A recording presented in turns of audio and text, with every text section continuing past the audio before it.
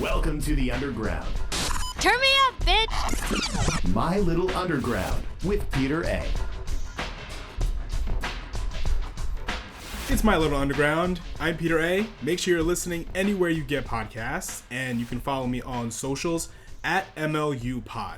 And if you go to my website, peteraradio.com, plenty of playlists there for you, including part 1 of my midterms episode where I talk about some of the best singles and EPs of 2021 so far, and that's up on my site in playlist as well as podcast form. And also the archives of My Little Underground are also on peteraradio.com.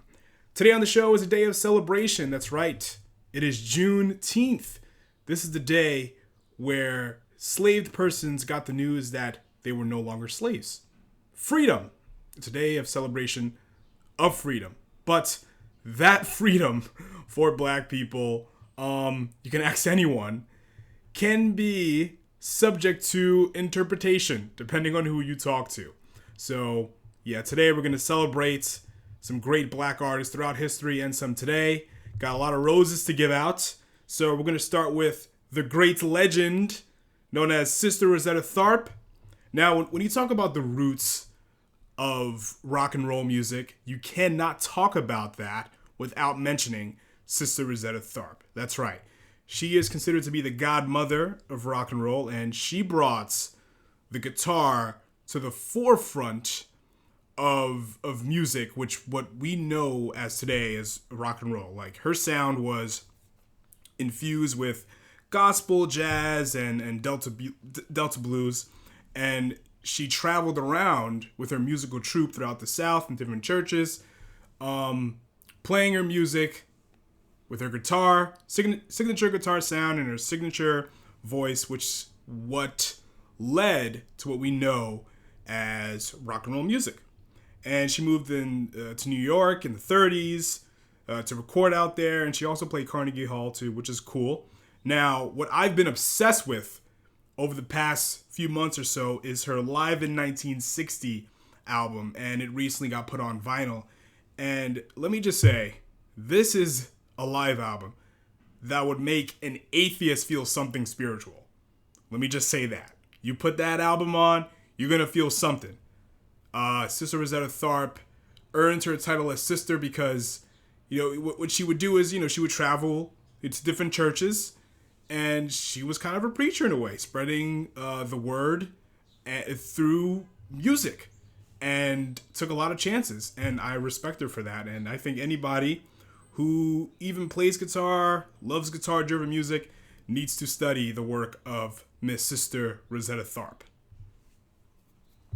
The Veldt. This is a very under-discussed shoegaze outfit from North Carolina. And their sound is not just, I can't just pin it to shoegaze. They have a lot of trip-hop, hip-hop, and Brit-pop influences as well. And they've had a wild ride in the music industry. They opened for Jesus and Mary Chain. They recorded an album with Robin Guthrie of Cocteau Twins, but that was shelved. And they were supposed to tour with Cocteau Twins, but that got nixed too. And they also were told that they were difficult to work with, quote unquote. And some have told them they should sound like Lenny Kravitz. And that's just fucking terrible. And what's also interesting is that Blur and Oasis, there was a Britpop boom in the mid-90s. And the Veldt have a very similar sound to them, but they became superstars. So I guess maybe certain pockets of the industry didn't see black folks doing that kind of music. So there you go. Business as usual as far as black artistry is concerned. And I really want to draw your attention to the 1992 EP they put out, Marigolds. Lots of beautiful noisy pop tunes and some ethereal interludes, very similar to that of a shoegaze band. And over the last, 9 years or so, I have become almost obsessed with the shoegaze sound. I'm a huge fan of My Bloody Valentine, Ride, and Lush, and all those groups, to more modern acts like A Sunny Day in Glasgow, and A Place to Bury Strangers.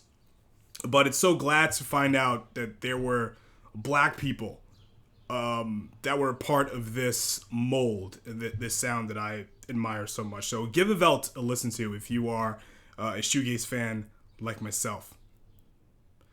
Bringing it back to modern times, a former guest on the show, Miss Nesimiu. I'm gonna give her roses.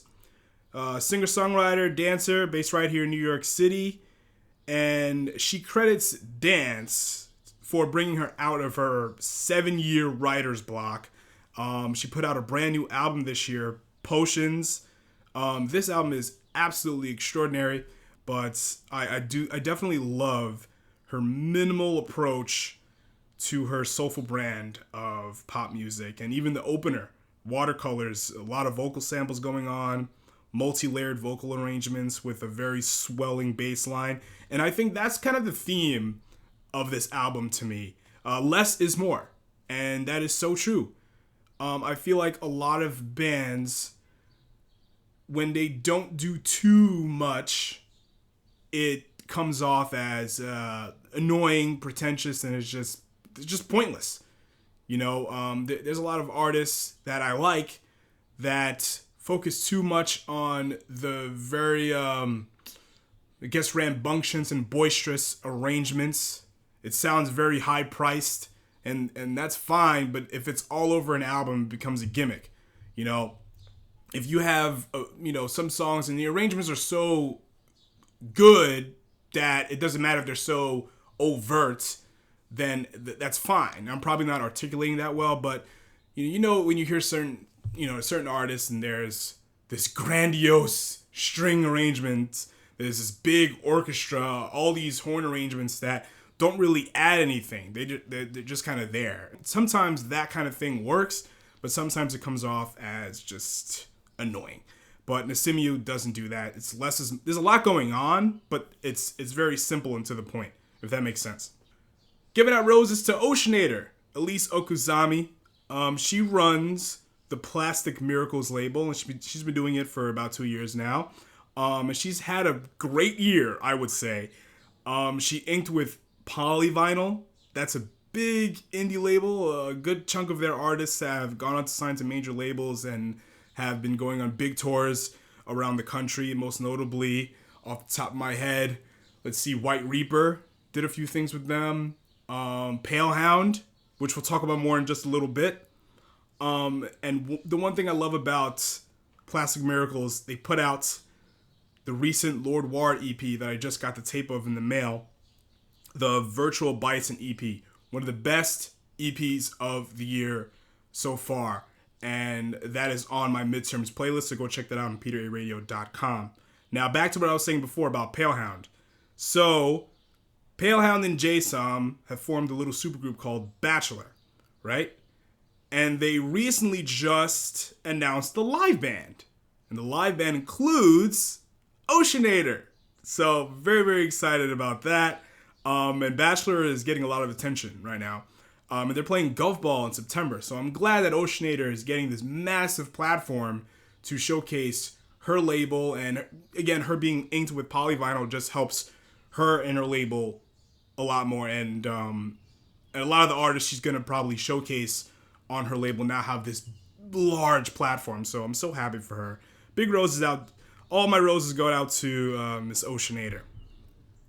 Moving on to Namir Blade. Now, here's another artist that some of you will probably get annoyed with me talking about because I'm going to be talking about him again on the midterm show on part 2, coming soon. Namir is a Nashville spitter. Just put out a new album with North Carolina producer Lorenz in Imaginary Everything. Now, I think this album showcases an expert use. Namir shows an expert use of inserting melody into his rap verses, similar to that of Mos Def, and I think this is one of the best front-to-back produced hip-hop albums of the year so far. It's a quick listen. It's around a half hour, but every song is poignant. It's sharp. The production is just out of this world. And Namir, again, he uses melody so gracefully. Is he the greatest singer in the world? No.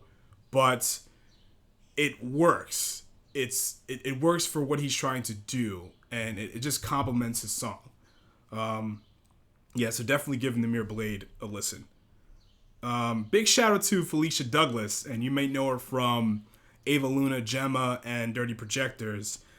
She recently just randomly shouted me out on Instagram because I did a show with her band Gemma last year on My Little Underground. One of my favorite shows that I've done in the last year. It was so great to finally talk to her. And she's also known for her own solo work too, which she's doing a lot more of. And 2020 was a great year for that because she put out a string of phenomenal singles that I think all of you should listen to. And I'm talking, of course, about the Ready for Your Miracle single, Joy Over Silence, and Continuation. Hopefully we see a Felicia Douglas solo album. Now that would be something. I think a lot of people would be very interested in that. So roses to Felicia Douglas. Lastly, Serotones, all the way from Shreveport, Louisiana, led by AJ Haynes. And I am captivated with her heavenly, soulful voice. I first discovered this group way back in 2016 with the Get Gone album. That was one of my favorite albums of that year, and I still listen to it to this day. And now that it's summertime, this is the perfect time to listen to this album. I'm telling you, it is the feel-good. It's a very feel-good album, and it just radiates southern sunshine.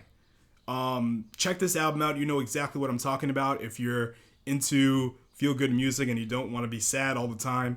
And they follow that album up with 2019's Power.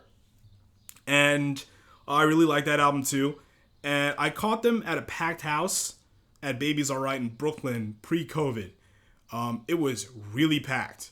If you've been to Baby's Alright, there's this general floor area, and there's another bar in the back area in the venue side of it.